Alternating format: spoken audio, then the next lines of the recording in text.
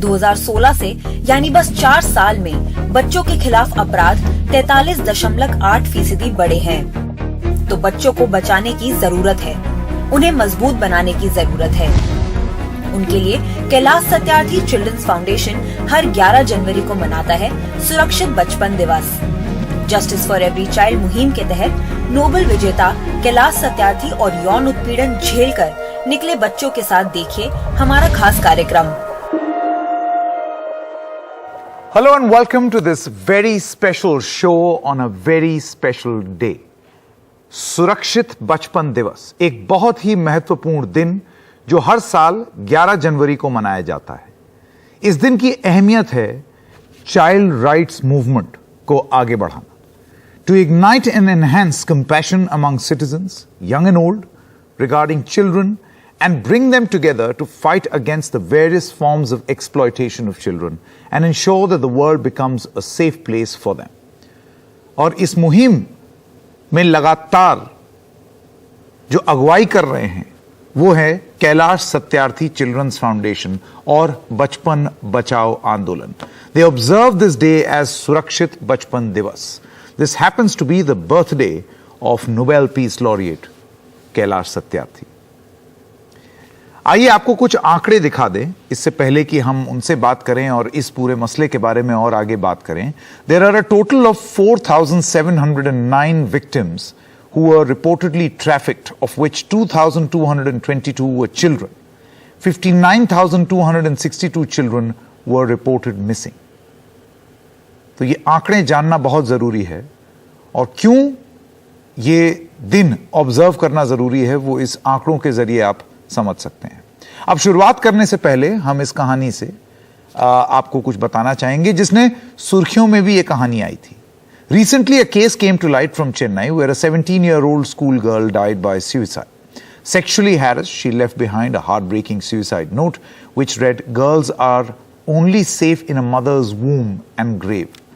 But this is not the only case. In the past few weeks, ऐसे बहुत सारे हादसे हुए हैं जिसमें आत्महत्या हुई है, सेक्सुअल हैरेसमेंट हुआ है, and in 2 cases allegedly by teachers.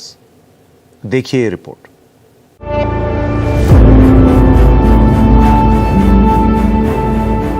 लड़कियां सिर्फ मां के गर्भ में और कब्र में सुरक्षित हैं। ये आखिरी शब्द है गीता के जो उसने कागज के टुकड़े पर लिखा। शारीरिक और यौन शोषण का शिकार बनी उसने अपनी जिंदगी खत्म कर ली और एक सुसाइड नोट छोड़कर गई जिसमें न्याय की अपील की गई। परिवार में गम का माहौल है। वो चाहते हैं कि जो दोषी है उसे सजा मिले। 11वीं की छात्र गीता ने किसी का नाम सीधे तौर पर नहीं लिखा है। पुलिस का कहना है कि उसकी चिट्ठी से 3 लोगों की तरफ इशारा है, एक टीचर का बेटा, एक रिश्तेदार और जिस स्कूल में वो पढ़ती थी उसका पुराना छात्र। டீச்சரோட பையன் தான், டீச்சரோட பையனா இருக்க லாக்கி இல்ல அப்படி சொல்லிட்டு ஸ்கூல் இஸ் நாட் சேஃப் அப்படி சொல்லிட்டு லாஸ்ட்ல மென்ஷன் பண்ணிருக்காங்க. மேல அவ மோஸ்ட்லி யார்கிட்ட பேசவே மாட்டா, அவ நல்லா படிப்பா, கிளாஸ் ஃபர்ஸ்ட் அவ நல்லா படிப்பா, பட் ஆனா அவ மோஸ்ட்லி யார்கிட்ட பேச மாட்டா। चेन्नई पुलिस ने पीड़ित के स्कूल के पुराने छात्र को पॉक्सो एक्ट के तहत गिरफ्तार किया है। आरोप है कि गीता उसे इंस्टाग्राम पर मिली। पुलिस का दावा है कि वो 8 महीने तक रिलेशनशिप में थे, लेकिन चीजें खराब होने लगी और उसे बहुत ज्यादा प्रताड़ित करने लगा। दूसरे आरोपियों की तलाश भी जारी है। चेन्नई में 21 साल के एक लड़के को अपनी जान गंवानी पड़ी है।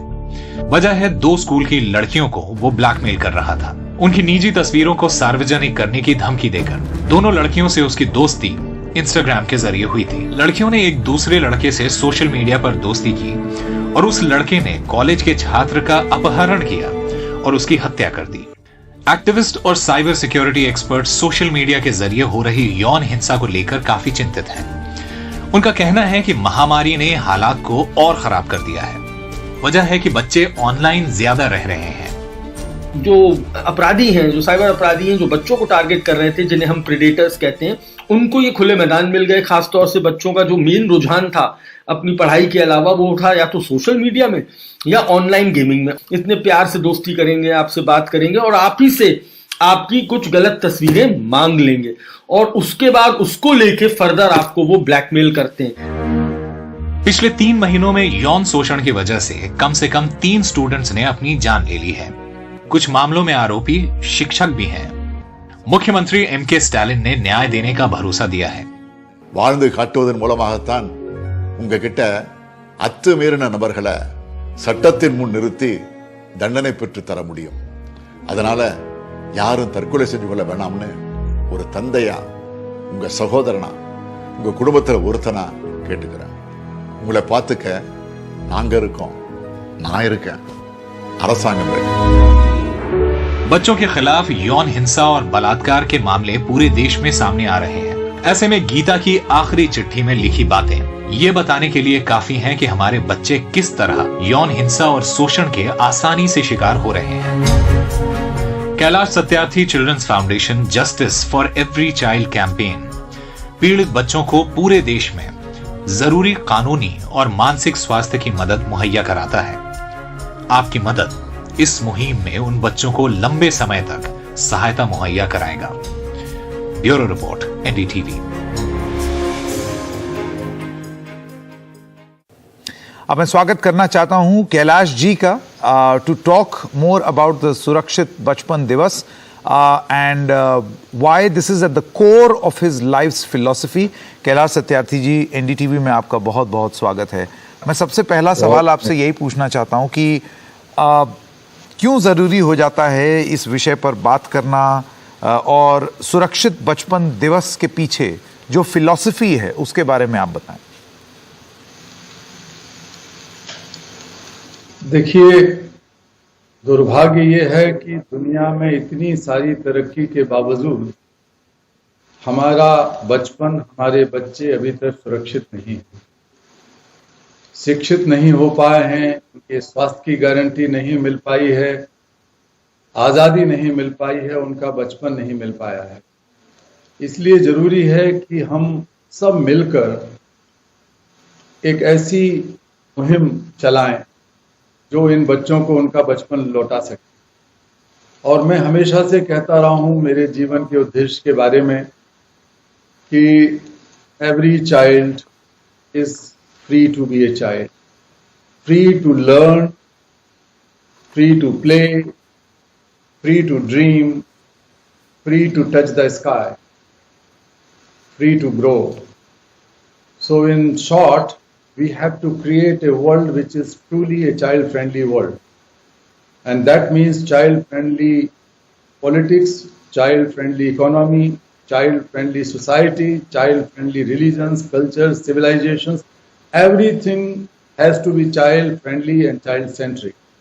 ये हमारी कोशिश रही है और हमारे लिए तो हर दिन एक मुहिम का हिस्सा है। मैं तो लगभग 40-45 साल से ये काम कर रहा हूँ और मुझे यकीन है कि हम जरूर हमारे बचपन को सुरक्षित कर पाएंगे। Kailash ji, you talk just now about having a holistic approach. आप हमें बता सकते हैं कि ये होलिस्टिक अप्रोच किस तरीके की होनी चाहिए, कैसी होनी चाहिए और कहाँ अभी कमी आई है? मेरे ख्याल से आप भी इस चीज़ को मानेंगे कि कुछ सुधार ज़रूर हुआ है, लेकिन और क्या क्या करना बाकी है?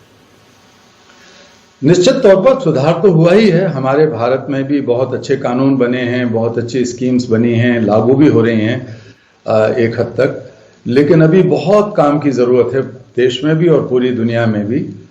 जहां तक होलिस्टिक अप्रोच की बात है, sometimes we see the problems in segmentation that can not be seen in isolation, especially when it comes to children.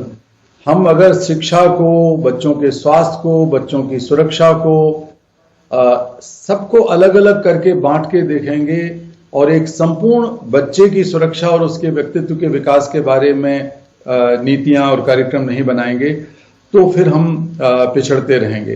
तो हमारी कोशिश ये रही है कि शिक्षा, स्वास्थ्य, सुरक्षा और आज़ादी ये बच्चों को एक साथ मिल सके, क्योंकि एक दूसरे के ये पूरक हैं। अभी हमने जो चीज़ अभी जो देखा चेन्नई की बच्ची के मामले में, आप देखिए कि पूरे देश का सिर शर्म से झुक जाना चाहिए। अगर हमारी बेटी दुनिया के सबसे बड़े लोकतंत्र की बेटी मरने से पहले, आत्महत्या करने से पहले एक नोट लिखती है कि लड़कियां अगर कहीं सुरक्षित हैं तो सिर्फ मां की कोख में सुरक्षित हैं या ग्रेवयार्ड में सुरक्षित हैं। शायद वो ये भी नहीं जानती कि मां की कोख में भी हमारी बेटियां सुरक्षित नहीं हैं। हमें इसको चुनौती के रूप में लेना चाहिए। हर रोज इस तरह की चुनौतियां हमारे सामने आती हैं, लेकिन हम लोग कई बार उसे इग्नोर करते रहते हैं और इसके लिए बहुत जरूरी है कि हम समाज में बच्चों के प्रति करुणा का भाव जगाएं। Kailash ji, you know, you explained the concept of holistic approach really well. But while one does have to concentrate on an educated child being an aware child, how important is it to impart this education among parents as well? An educated parent will raise an aware child. Definitely, education means building connections, building sense of responsibility, building tolerance and learning from each other. And if parents are given that kind of education to be friend with their children, then many of the problems could be solved. Children should also be made aware कि भाई उनके अधिकार क्या हैं और उनकी रक्षा कैसे की जाए। अपने खुद के शरीर के बारे में उन्हें जानकारी मिलना चाहिए और शरीर की रक्षा कैसे की जाए, इसकी पढ़ाई हर बच्चे को एज अप्रोप्रिएट एजुकेशन के साथ मिलनी चाहिए।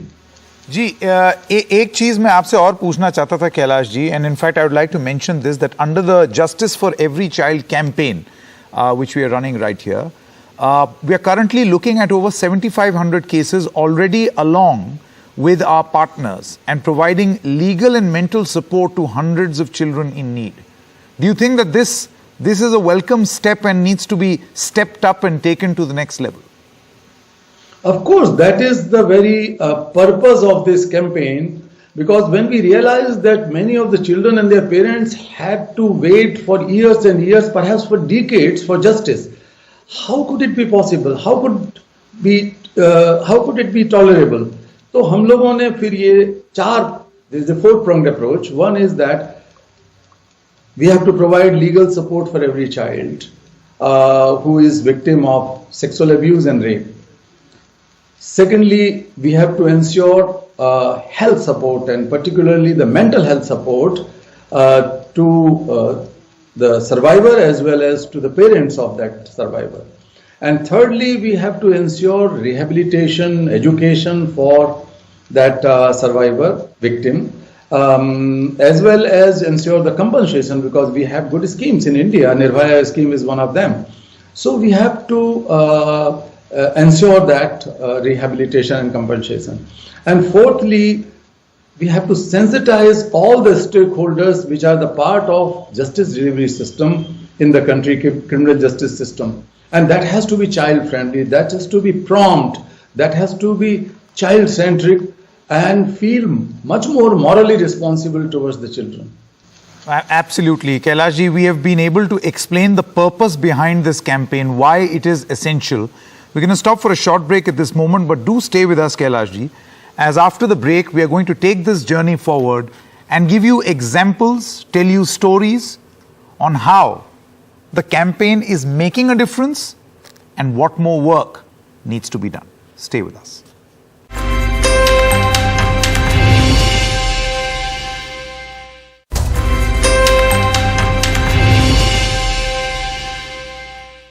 एक बार फिर से आपका इस मुहिम में बहुत बहुत स्वागत। Just 4 months after the gruesome Nirbhaya gang rape case shook the nation, another shocking story came to light. इस बार ये कहानी थी 5 साल की गुड़िया की, whose name we have changed obviously to protect her identity. She got justice after 7 long years when the accused in this case were finally convicted. Though this case revealed glaring gaps in the system, it also changed the way our judiciary and the judicial process deals with crime against children. Let's take a look at this report.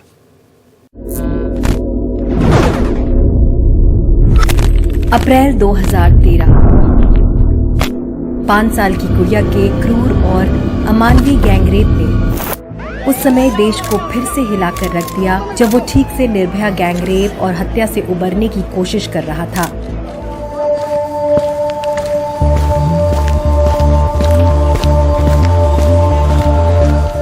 दो लोग गुड़िया को chocolate का लालच देकर एक कमरे में ले गए, जहां उन्होंने बेरहमी से बच्ची का बलात्कार किया, यातनाएं दी और मरने के लिए छोड़ दिया। 40 घंटे के बाद जब वो बंधी हुई और खून से लथपथ मिली तो बस सांसें चल रही थी। डॉक्टर भी देखकर स्तब्ध रह गए कि उसके गुप्तांगों में बोतल और मोमबत्तियां डाली गई थीं। 1 साल में उसके 5 ऑपरेशन किए गए। आरोपी प्रदीप राम और मनोज शाह हफ्ता भर बाद बिहार में पकड़े गए। इस मामले ने व्यवस्था की खामियों को उजागर किया। देश में सख्त कानून और जल्दी इंसाफ मिलने की मांग उठी।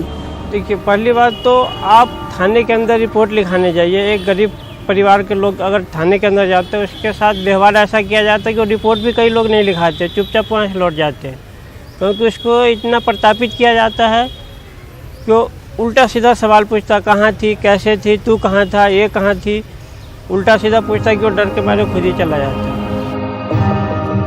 दोनों आरोपियों को पॉक्सो के तहत पकड़ा गया। अपराध की जघन्यता के बावजूद इंसाफ मिलने में 7 साल लग गए। दोनों आरोपी जनवरी 2020 में दोषी करार दिए गए। The accused was declared a juvenile, whereas he was a major, he was clearly a major, and on a fresh inquiry, it was found out that the school certificate which the mother has produced is a 4 certificate. So the age in the ossification test was accepted, 21-22. समाज में बदनामी और अदालत में कानूनी जंग लड़ने का जो असर पड़ता है, उससे अक्सर नजरअंदाज कर दिया जाता है। परिवार को कहीं और जाकर बसना पड़ सकता है, जबकि बच्ची को मानसिक आघात से उबरने के लिए लगातार मनोवैज्ञानिक और सामाजिक सहारे की जरूरत होती है। सत्यार्थी आंदोलन के बचपन बचाओ आंदोलन ने गुड़िया मामले में इंसाफ दिलाने के लिए पूरा समर्थन दिया। फैमिली की काउंसलिंग करी, फैमिली के साथ मैं बच्चे को mental health support, medical support दिया, जिससे कि पेरेंट्स को एक सपोर्ट मिलता है, तो आसरा मिलता है, तो उससे उनको काफ़ी राहत होती है। और जब ये देखा गया कि उसकी फैमिली को दिक्कत हो रही है वहाँ पे एरिया में जहाँ रह रहे हैं, स्टिग्मा हो रहा है, स्टिग्मेटाइज किया जा रहा है, बच्चे को प्रेशर बन रहा है, तो वहाँ से उसके उनके बात करके रिलोकेशन की एप्लीकेशन की रिलोकेट भी किया गया। कानून के हिसाब से बाल यौन शोषण के मामले 1 साल और बलात्कार के मामले 6 महीने में निपट जाने चाहिए। समय पर न्याय मिलने से ही बच्चों के खिलाफ ऐसे मामलों में कमी आएगी। तो अब एक चीज के बारे में बात यहां करनी चाहिए, और वो है फास्ट ट्रैक कोर्ट्स कि किस तरीके से इस मामले में, ऐसे मामलों में एक सेंसिटिविटी और एक संवेदनशीलता दिखनी चाहिए। Well, 1041 fast track courts are functional out of 1283. So, Kailash ji, while that is a significant process, but you too will admit that this may not just be enough given the magnitude of the problem. Absolutely. A lot of more work has to be done. So, the biggest thing is that the fast justice delivery in these courts, they are functional, but how fast they are delivering justice, कितने जल्दी उनको न्याय मिल पा रहा है, ये देखने की बात है। ये गुड़िया के मामले में जो आपने अभी दिखाया, गुड़िया से जब मैं पहली बार मिला वो बेहोश थी, बोल नहीं सकती थी। दूसरी बार जब मैं अपने दफ्तर में उससे मिला तो वो इतनी ज्यादा भयभीत और ट्रॉमेटाइज थी कि उसे मालूम भी नहीं था कि उसके साथ क्या हुआ है। और उसके पिता से मैं कई बार मिला हूं और उस पूरी प्रक्रिया में हम लोग शामिल रहे हैं, उसको न्याय दिलाने की, उसको कंपनसेशन दिलाने की, उसको सुरक्षित जगह पे हम लोगों ने पहुंचाया, एक मकान दिला के। इस सब में जितनी बार भी मैंने उस बेटी के चेहरे को देखा और उसके पिता के निरीह चेहरे को देखा, मुझे आईने की तरह लगा कि हमारे समाज का आईना है। अगर हम जल्दी न्याय नहीं दिला पाए और समुचित न्याय नहीं दिला पाए तो बहुत हम अपने आप को कभी माफ नहीं करेंगे।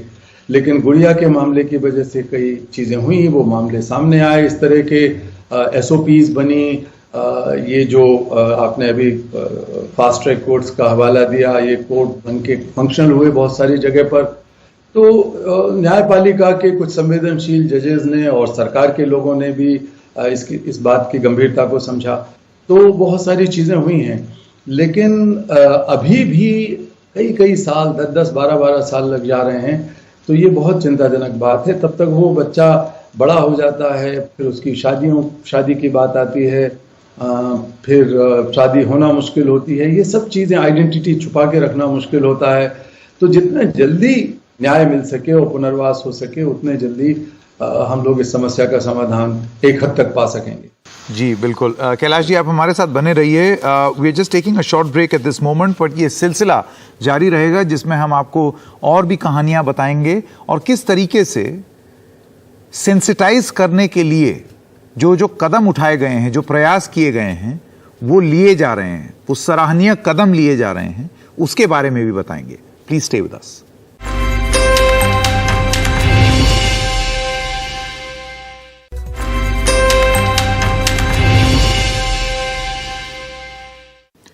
एक बार फिर से आप सभी लोगों का स्वागत है इस मुहिम में। Now children in rural India have been vulnerable to all kinds of abuse, a situation made worse by their poverty, with livelihoods lost and parents unable to feed to their families. Underage children are at a very high risk of being married off. But not only is child marriage illegal, it also results in sexual abuse and rape of children. And then justice is, of course, a long time process. Subject to pressure and violence, many underage girls have started raising their voice to delay their marriages.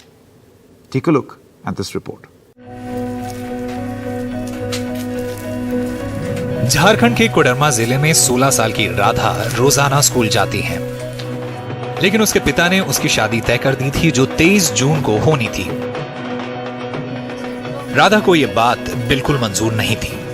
Kailash Satyarthi children's foundation के बाल मित्र ग्राम के तहत बाल पंचायत में राधा मुखिया है, इसलिए उसे अपने अधिकार पूरी तरह पता है और ये भी मालूम है कि बाल विवाह अवैध है। मेरे घर वालों ने मुझे बिना पूछे मेरी शादी तय कर दी थी, जो कि इस बात का मुझे पता चला तब मैंने अपना बाल विवाह के विरुद्ध लड़ाई की और मैंने अपने पापा मम्मी को भी समझाया, पर मेरी बात को कोई नहीं माने। आज राधा उन लड़कियों के लिए एक आदर्श बन गई हैं, जिनकी शादी उनकी मर्जी के खिलाफ करवाई जाती है। उनकी बहादुरी और लगन को सम्मान देते हुए झारखंड सरकार ने राधा को बाल विवाह के खिलाफ कोडरमा जिले में ब्रांड एम्बेसडर बनाया है। उन्होंने अपनी कहानी नोबेल शांति पुरस्कार विजेता कैलाश सत्यार्थी से भी साझा की। वैसे शादी रुकवाने के लिए नाराज खुद राधा का परिवार अब उनसे बात नहीं करता। आदरणीय कैलाश सत्यार्थी भाई साहब जी को जब ये बात पता चला तो उन्होंने मुझसे लगातार रोज बात किए और मेरे घर वाले को भी समझाया। जिले का ब्रांड एम्बेसडर होने के नाते जहाँ भी मुझे पता चलता है अपने गांव या कहीं भी कि बाल विवाह हो रहा है तो मैं उसे जाकर रोकवाती हूँ और उसे जैसे मैंने अपने बारे में ये करके फिर उसे भी प्रेरित मतलब जागरूक करती हूँ। 2011 की जनगणना के हिसाब से भारत में 1 करोड़ 20 लाख शादियां हुई। एनसीआरबी के आंकड़ों से पता चलता है कि उनमें से 2011 से 2019 के बीच सिर्फ 2824 पर ही बाल विवाह निरोधक कानून 2006 के तहत मामले दर्ज किए गए। बाल पंचायतें जो गांव-गांव में कैलाश सत्यार्थी जी की प्रेरणा से बनाई गई हैं, उन बाल पंचायतों ने जो है गांव में मॉनिटरिंग का काम करती हैं, मीटिंग करती हैं, लोगों को अवेयर करती हैं। तो उसी मीटिंग के दौरान जो है पता चला कि यहाँ पर बाल विवाह की घटनाएं बढ़ रही हैं। पिछले 3 महीनों में 22 बाल विवाह को जो है यहाँ पर बाल पंचायतों ने जो है चाइल्ड लाइन और प्रशासन की मदद से और गांव के कम्युनिटी की मदद से जो है सफलतापूर्वक रोका है। हालांकि इस बारे में शिक्षा और जागरूकता के कार्यक्रम हालात बदलने की कोशिश कर रहे हैं, फिर भी हालात काफी संगीन हैं। भारत के 70 जिलों में कम उम्र में काफी शादियां की जाती हैं।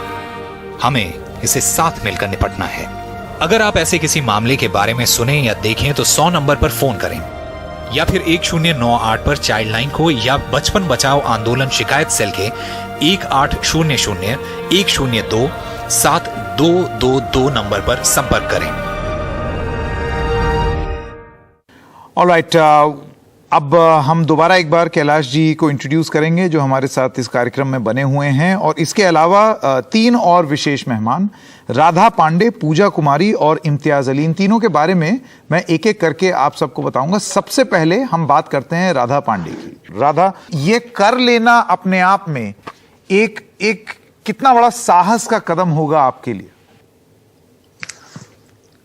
पहले तो जब बाल विवाह की बात होने लगी घर में तो मैं समझाने की प्रयास की, फिर घर वाले नहीं मान रहे थे, तो फिर भाई साहब जी से मैंने बात की, फिर भाई साहब जी मेरे घर वाले को समझाएं तो घर वाले मान गए, और मुझे उन्हीं से और बड़ा साहस मिला कि भाई साहब जी हमारे साथ थे और हमें साथ दिए। हर एक वक्त पर हम उनसे कॉल पे बात किए, फिर उन्होंने भी समझाया, तो फिर मेरे घर वाले मान गए और मेरी शादी रुकी। बहुत ही बढ़िया, बहुत ही बढ़िया, बहुत ही साहसी कदम आपने लिया और आपको सही समय पर सहयोग भी मिला।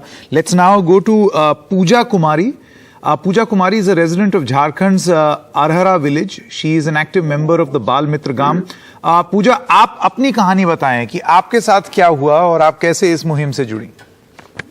और हम लोग का गांव में पहले बाल मजदूरी होता था और बाल ट्रैफिक भी होता था। छोटे छोटे बच्चे को बाहर ले गए थे काम करने के लिए, तो एक दिन अपना रिश्तेदार है जिससे बात किए तो उन्हें हम समझाएं कि ट्रैफिक नहीं करवाना चाहिए, बाल मजदूरी नहीं करवाना चाहिए, कानूनी अपराध है। बहुत देर समझाने के बाद वो तो समझ ही नहीं रहे थे। उसके बाद बहुत देर समझाने के बाद बताएं अगर आप ऐसा करेंगे तो हम अपना भैया सबको बता देंगे।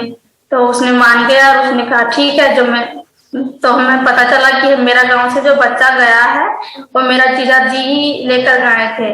तो उसने वो बच्चा को अपना घर भिजवा दिया और दिल्ली में 6 बच्चा का रेस्क्यू हुआ और 6 बच्चा छूट गए और जो किए थे उसको जेल हो गया 3 आदमी को। बहुत खूब, बहुत खूब। आपने जो कदम उठाया और you were aware and you were able to make a difference and question those who were obviously involved in this heinous act. Let's now tell you the story of Imtiaz Ali.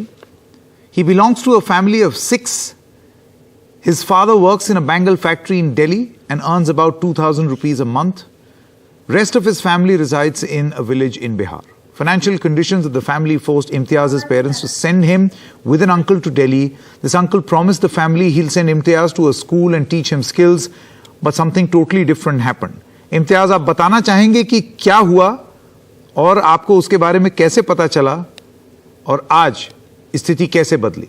गाँव के ही दलाल ने मेरे mummy papa को बहलाया फुसलाया, बोला कि उसको दिल्ली ले जाते हैं, वहां पे मेरा भी बेटा पढ़ता है, वहां पे पढ़ भी लेगा और कुछ पैसा भी कमा लेगा, घर की स्थिति तुम्हारी खराब है। तो उन्होंने मम्मी पापा सोचे कि चलो ठीक है, वहां जाएगा, पढ़ भी लेगा, कमा भी लेगा, घर की स्थिति भी सुधर जाएगी। तो उनके साथ मैं दिल्ली आ गया जरी के काम करने के लिए। मेरे साथ 7 बच्चे आए और उनके कारखाने में, वहां पे शुरू में हम लोग बहुत ही अच्छे से रहे। पहले दिन टीवी देखे, अच्छा खाना खाए, लेकिन उसके दूसरे दिन ही हम लोगों को काम पे बैठा दिया गया और थोड़ी सी भी गलती हो जाती क्योंकि हम लोग नए थे, सुई पकड़ते हाथ में चुभ जाती और पीछे से थप्पड़ मार देते। जैसे सोते आंख के सामने कैंची लेकर आते, आंख के जो पलके उनको काटने के लिए। तो मैं बहुत ज्यादा उस समय डर जाता था। जहाँ पे बचपन बचाओ आंदोलन के कार्यकर्ता और पुलिस कर्मियों द्वारा मुझे छापामारी कार्यवाही के द्वारा मुझे वहां से छुड़ा लिया गया और मैं वहां से आजाद हुआ। फिर मैं अपने मम्मी पापा के पास गया और वहां से मैं राजस्थान आया बालाश्रम में। वहां पे मैं अपनी पढ़ाई 4वीं कक्षा से प्रारंभ किया और अभी मैं DGNM फर्स्ट ईयर में हूँ। नर्सिंग कोर्स है ये और मैं अपनी पढ़ाई कर रहा हूँ। बहुत खूब, बहुत ही खूब। आपका बहुत बहुत धन्यवाद जो आपने अपनी कहानी हम लोगों के साथ साझा की, हम लोगों को बताया। These are stories that are inspiring stories, but they're paved with so much pain, Kailash ji. There was suffering in their life, but they did not give up. Armed with awareness and education, they were able to see the brighter side of the day? Absolutely. So it is not just about them. Each one of them is a hero, is a legend. Someone who is inspiration for many others because they have not helped themselves, they have helped others through their courage and compassion. आप ये देखिए कि ये तीनों बच्चे जो हमारे हैं, पूजा ने अपने घर में अपने बहनोई के खिलाफ आवाज उठाई. हम लोग तो थोड़ा सा बाहर से मदद देते हैं, इसमें हमारी भूमिका बहुत कम है, लेकिन इनके अंदर इनहेरेंट इनबिल्ट करेज है कुछ कर पाने का. बच्चों के अंदर थोड़ा सा हमें मदद करने की जरूरत है. इसने अपने घर में ही इतनी बड़ी आवाज उठाई और अंत में अपने बहनोई को मनवाया कि वो ट्रैफिकिंग का काम छोड़ेगा. जो बच्चे उसके या उसके साथियों की मदद से गए थे उनको छुड़ाया गया. इसी तरह पूजा के तो माता पिता ने और बड़े भाई ने उससे बातचीत करना बंद कर दी थी. शादी तो किसी तरह रुक गई थी उसकी, लेकिन कोई उससे बात नहीं करता था, अलग खाना दे दिया जाता था. वो घर में ही एक तरीके से अछूत हो गई, बहिष्कृत हो गई. मुझे सचमुच बहुत सौभाग्य है मेरा कि ऐसे बच्चे सीधे फोन उठाकर हमसे बात कर लेते हैं. उसने जब मुझसे बात की तो मैंने वहाँ के डिस्ट्रिक्ट मजिस्ट्रेट से बात किया और अधिकारियों से बात की, और बाद में 2-3 दिन के अंदर ही वहाँ के डीएम और बाल सुरक्षा अधिकारी और तमाम सारे लोग, पुलिस के चीफ, सब उसके गांव में पहुंचे और उस बच्चे का बहुत अभिनंदन किया, स्वागत किया. तो ये जो बाल विवाह हैं, ये भी एक बहुत बड़ा अभिशाप है. केवल एक सामाजिक बुराई नहीं है, बल्कि एक ट्रैफिकिंग का ही एक आधुनिक स्वरूप है. जो पुरानी परंपरा है उसका जो आधुनिक स्वरूप है वो उस तरह का है, ट्रैफिकिंग है. बाल विवाह रोकने के लिए हमारे काफ़ी प्रयास हैं, और खासकर ये जो 650 के लगभग हमारे बाल मित्र गाँव हैं जिनके 2 बच्चे थे अभी, पूजा और राधा. बाल विवाह रोकने के लिए उन्होंने न केवल खुद के साहस का परिचय दिया बल्कि उस इलाके के बाल विवाह रुकवाए, ट्रैफिकिंग रुकवाई. तो हमने ये सीखा कि बच्चों की जो ईमानदारी है, जो सच्चाई है, जो साहस है, जो उसके अंदर ऊर्जा है, अगर उसका सही मायनों में समाज में उपयोग होगा या वो उपयोग करने के लिए आज़ाद होंगे, तो सचमुच एक बेहतर दुनिया, बेहतर समाज बना सकते हैं. बिल्कुल बिल्कुल Kailash ji. And these are extremely inspiring stories, born out of grief, but they were able to, armed with education and information, see the light at the end of the tunnel and make their life better. Thank you very much for facilitating these journeys. Let's stop for a short break at this moment, लेकिन ये सिलसिला जारी रहेगा एक break के बाद.